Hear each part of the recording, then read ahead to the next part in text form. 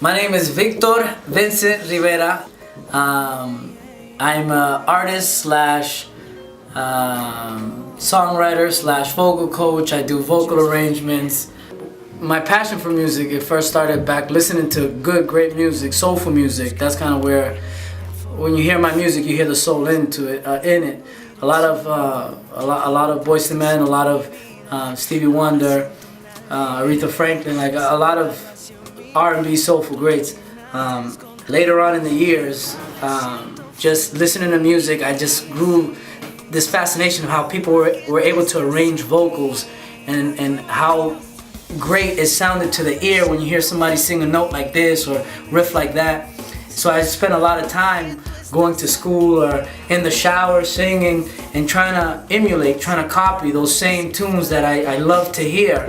And so many years of doing that, eventually, my aunts and my family knocking on the bathroom door, Vinny, you sound good. And I'm like, well, thank you, but I'm taking a shower, So it was kind of like cool that me just in my own world in the shower and just, okay, how did I say? I made love to you like you want me to. And and every time I listen, I would hear how they came in and how they came back out with their vocals. And so that's pretty much what started my addiction to music.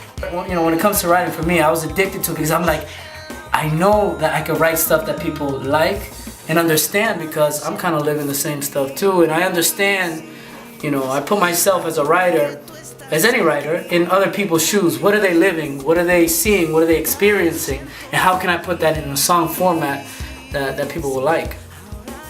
Basically, where I wanted to take my music to a different level or an experimentative level was when our good friend Raccoon Lewis out there in PR working with Princess Kitana, shout outs to you guys out there. They actually, he set up shows. He would book shows with Evie Queen, Nicky Jam. He was the go-to guy back in 2002, 2003. He would be the person you call that would bring those guys from Puerto Rico. So he would set up his own show, and he was an artist himself, Arco y la Flecha, back in those days. And he set up a show for Dinky at that time. Dinky was doing the Sean Paul. That's kind of what, because his voice is just so amazing that when he did the Sean Paul, everybody was like, "It's a Sean Paul or Dinky?" Yeah, you know what I mean? So it was kind of crazy. And while we was there, reggaeton was catching on really big in Boston at that time, and I was a huge fan of Zion y Lennox at that time. So I was singing Zion's part in the car because I was comfortable. I think I had a few to drink. At that time, so I was loose. We're in the car with my boys, with my peoples. We're on the show. We're about to be in the show because Dinky was the one that was opening up. And fíjate, we was there and I was singing. It was Raccoon. I was like, yo, I would sing the Zion part, and Dinky would sing Lennox's part. And you know how Dinky's voice is, y'all nobody. So it was amazing how the combination of the sweet sultry voice with the hard. That hard voice that he has, and it was Raccoon. I was like, yo, it would be a good idea to put you guys together, and that kind of put a seed in my head. I'm like, I think I could do this. My experience with writing, I guess my first experience with writing was Baila Mi Reggaetona, which was a song that I wrote because reggaeton at the time was really popping, especially in our region. In the Massachusetts region, it was crazy, and everything was reggaeton. And you go to the club, they're dancing reggaeton, and you have the girls there dancing reggaeton. And I'm like, okay, let's change this up. Let's go into a concept. Let's go into a thinking mode.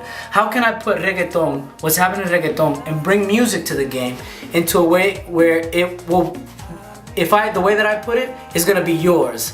So I was like, okay, for all the girls that dance reggaeton, they would be called reggaetonas. So that was the idea that sparked, okay, baila mi reggaetona, because that's what girls do when they listen to reggaeton. And that was the beginning of, wow, I just have to think about what people are doing, want to do, with something that sounds good, and I just have to write about it, and people are gonna love it. And that right there, once we did that track, and that was playing around. We did that track, and that became on the top. I think it was a number three in the.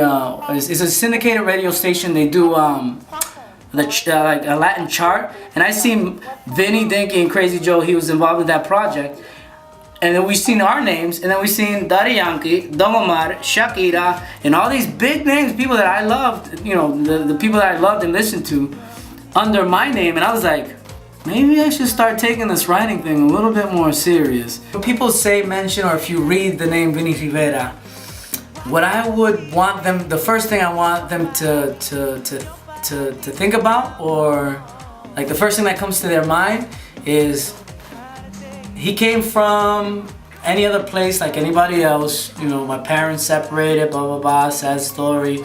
But I grew up in the hood. You might not believe it because, you know, the way I talk, the way I carry myself, but you know, Mission Hill back in 1989, 1990, that was the worst place you can be. That's where I was raised. And guess what? I didn't let the streets eat me. I didn't let drugs, I didn't let alcohol, I didn't let personalities, people defeat me.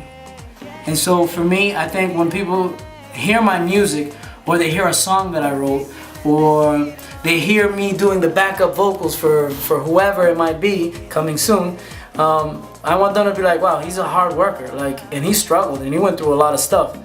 And if he could do it, I could do it. And that's kind of the message that I would love for when people think about Vinny Rivera. I want them to think, if he could do it, I could do it. As long as I'm focused, as long as I believe in me 100%, anything is possible.